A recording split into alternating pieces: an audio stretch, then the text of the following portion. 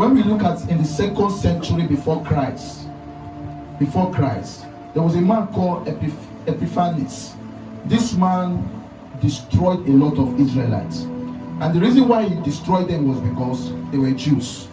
So, and he had a mission that he must destroy all Jews that refused to bow down to the god called Zeus. And before the coming of Christ, we saw that he killed a lot of Jews. And we even saw again in the Bible where Herod also killed a lot of infant boys. Are you with me? In Bethlehem. Those children that were killed, they were martyrs. Are you with me? The reason why they were martyrs is because they died for a just cause. They died protecting the Messiah so that the Messiah will not be what? Will not be killed. You must understand this, that men has laid down their life for this gospel, either knowingly or unknowingly. And we saw in Acts chapter 7 where Stephen was killed. He was stoned to death because he was proclaiming the word of God. They killed him. Not only Stephen. We saw James in Acts chapter 12 verse 1 to 2. James, because he refused to stop preaching the gospel, he was killed. Stephen, because he refused to stop preaching the gospel, he was killed. Now, with all these stories you have seen, you can see that Christianity is built upon the blood of men.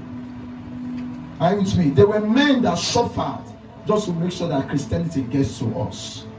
They gave their whole life. They were born to death just because they wanted the gospel to be established. And the more they killed them, the more the gospel spread. But we're in a generation where we have men that love their life. And the Bible says that if you love your life, you shall lose it. Are you with me? But if you lose your life, you shall what? You shall gain it. Everyone that loses their life for this cause, they will eventually gain it. And time is coming when that life will be given back to them.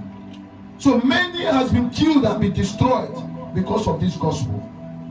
What is worth living for is worth dying for. But many of us were yet to start living for Christ, and that is why we can't die for Christ. And how do you know that you cannot die for Christ? It's as a result of the temptation that comes your way and it puts you off. You begin to complain against God. Just that little temptation, you're already complaining against God.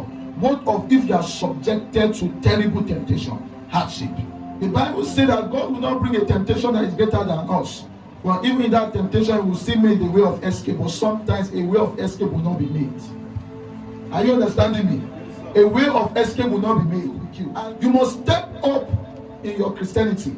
Many of you are here to love God. And that is why, even though we get to eternity, we will not find you among the martyrs. Because even the little temptation you are going through, you're already complaining, shouting at God, murmuring. But these men, they subjected their life to death just because they wanted the gospel to what? To be established. Satan dwells. Revelation chapter 2 verse 13 showed us that a man called Antipas was killed because of the gospel. Are you with me? He stood his ground as a soldier and he died for that cause. Antipas was a faithful servant of God. And this man Antipas was killed.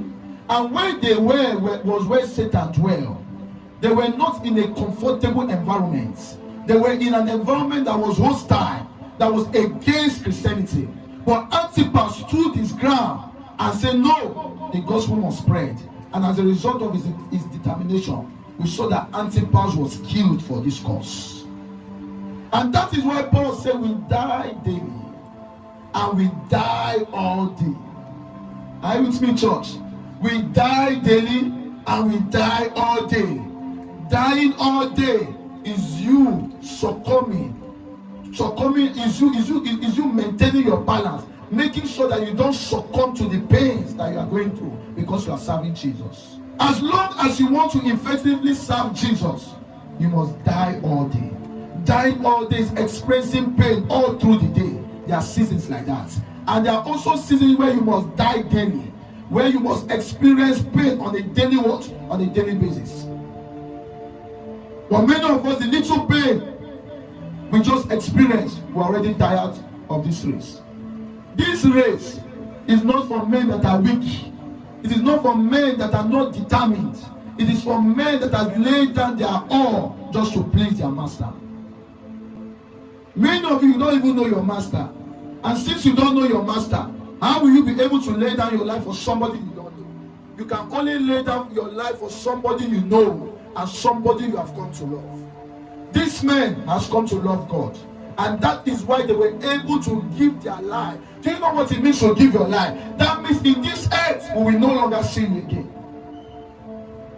Your existence has been terminated. These people, they had family members, and their family members grieve over them. Some of us, we have not even lost anything for God's kingdom. We are yet to even lose even a kobo for God's kingdom.